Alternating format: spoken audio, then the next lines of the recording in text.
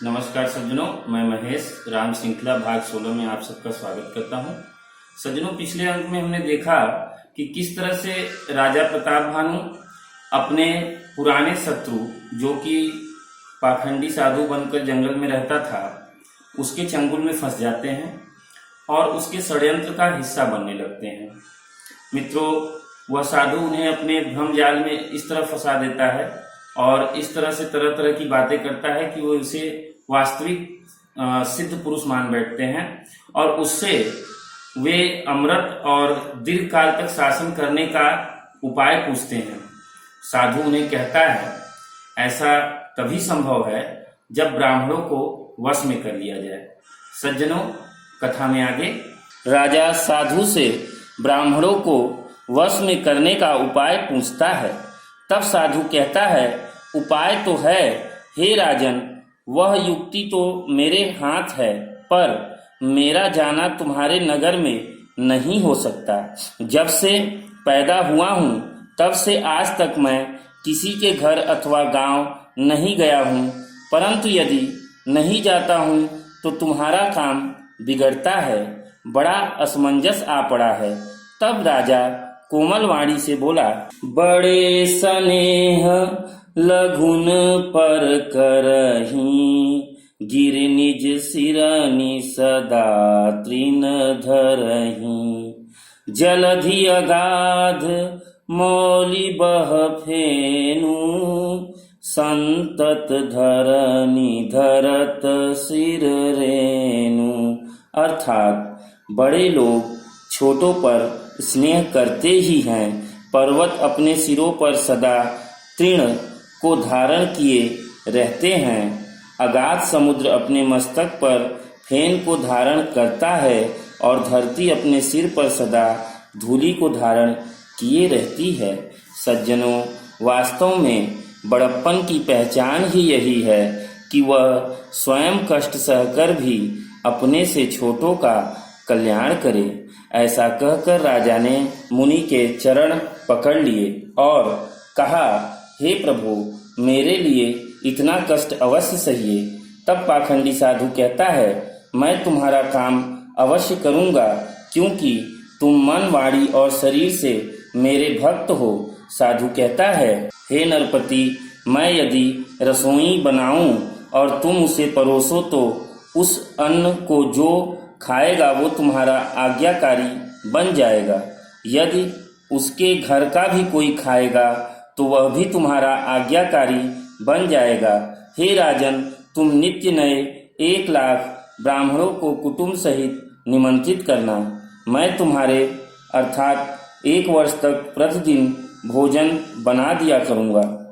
इस प्रकार थोड़े ही श्रम से सारे ब्राह्मण वश में हो जाएंगे और ब्राह्मण जो पूजा यज्ञ करेंगे उससे देवता भी तुम्हारे वश में हो जाएंगे। हे राजन, मैं इस रूप में वहाँ कभी नहीं रहूँगा। मैं सदैव तुम्हारे पुरोहित के ही वेश में सब कार्य करूँगा।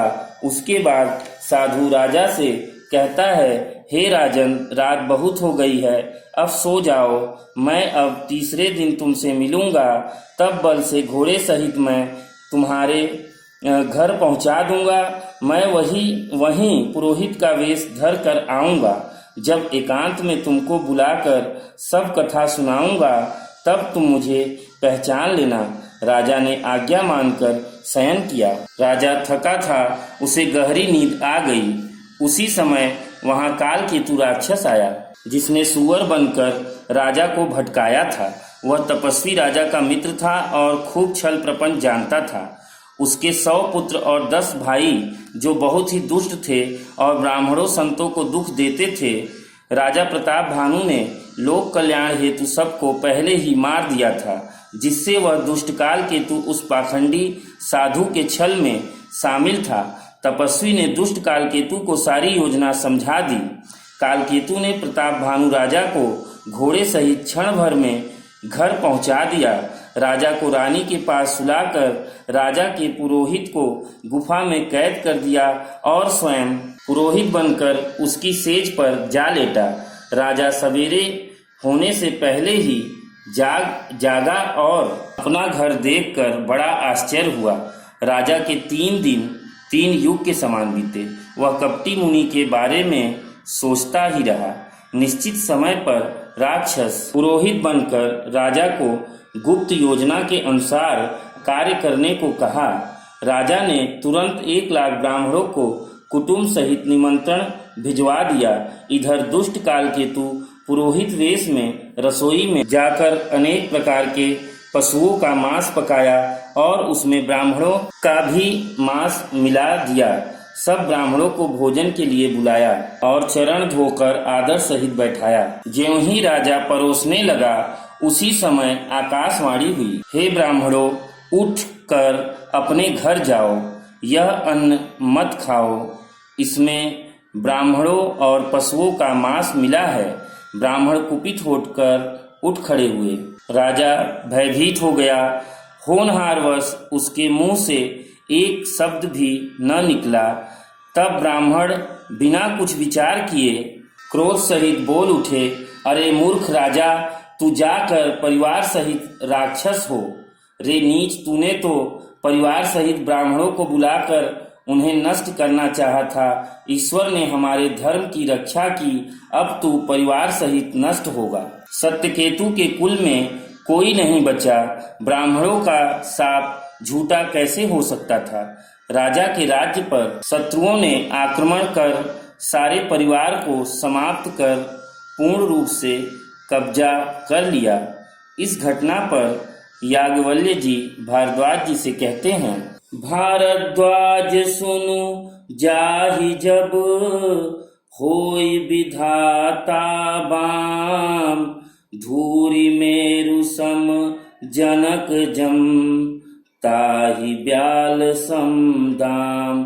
अर्थात याज्ञवल्क्य जी कहते हैं, हे भारद्वाज सुनो, विधाता जब जिसके विपरीत होते हैं तब उसके लिए धूल सुमेरु पर्वत के समान हो जाता है, पिता यम के समान और रस्सी सांप के समान हो जाती है। सज्जनों, जो राजा प्रताप भानु महापराक्रमी और युद्ध में सदैव अजय रहने वाला था, धर्मपरायण था, वह आज नियति के वश अपना सब कुछ गंवा बैठा। उसकी सारी सामर्थ्य उसके किसी काम ना आई। सज्जनों, कुछ समय बाद वही राजा परिवार सहित रावण नामक राक्षस हुआ। अरिमर्दन नामक उसका छोटा भाई कुंभकर्ण हुआ। सज्जनों, आज की कथा से हमें यह शिक्षा मिलती है कि किस तरह बड़े लोग छोटों को सुख देने के लिए स्वयं कष्ट सहकर, स्वयं पीड़ा सहकर दूसरे का, अपने छोटों का कल्याण करने की भावना रखते हैं। और यही बड़ों का बड़प्पन है। और इसीलिए हमारी परंपरा में सदैव बड़ों का सम्मान और आदर किया जाता है, क्योंकि बड़े हमेशा अपने से छोटों को खुश देखना चाहते हैं और उनकी खुशी के लिए स्वयं परेशानी सह लेंगे, कष्ट सह लेंगे, लेकिन उन्हें दुखी नहीं होने देते। मित्रों, कथा में दूसरी बात जो आई है वो है कि नियति, जो नियति होती है, मनुष्य कितना भी पराक्रमी हो, शक्तिशाली हो, वह उसे अपने पास खींचकर ही ले जाती है। जैसे कि यहाँ पे राजा प्रताप भानु के साथ हुआ। इतने बुद्धिमान, धर्मपरायण होते हुए भी वे नियति के वश होकर अपनी सारी बुद्धिमानी को खो बैठते हैं, अपने सारे ज्ञान को भूल जाते हैं और वे प्रकृति के विरुद्ध मांग कर बैठते हैं कि मैं जो है अमर हो जाऊं, दीर्घ काल तक शासन करूं। मतलब इतने धर्मपरायण होते हुए इस तरह की बातें उनके मन में आती है, तो यह नियति ही कराती है।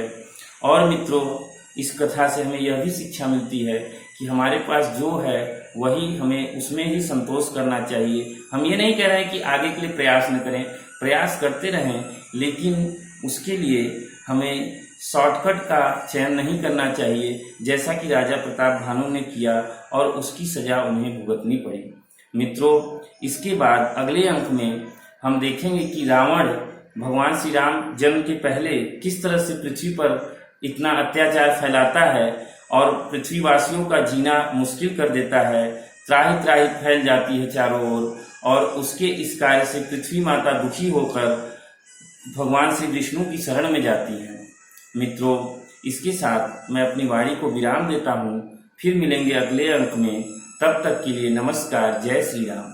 सज्जनों, यदि आपको हमारा यह वीडियो पसंद आया हो तो हमारे इस वीडियो को लाइक करिए, चैनल को सब्सक्राइब करिए और बेल आइकन को दबाइए और इसे शेयर करिए ताकि सारे वीडियो आपको बिना किसी गतिरोध के प्राप्त होते रहें। धन्यवाद।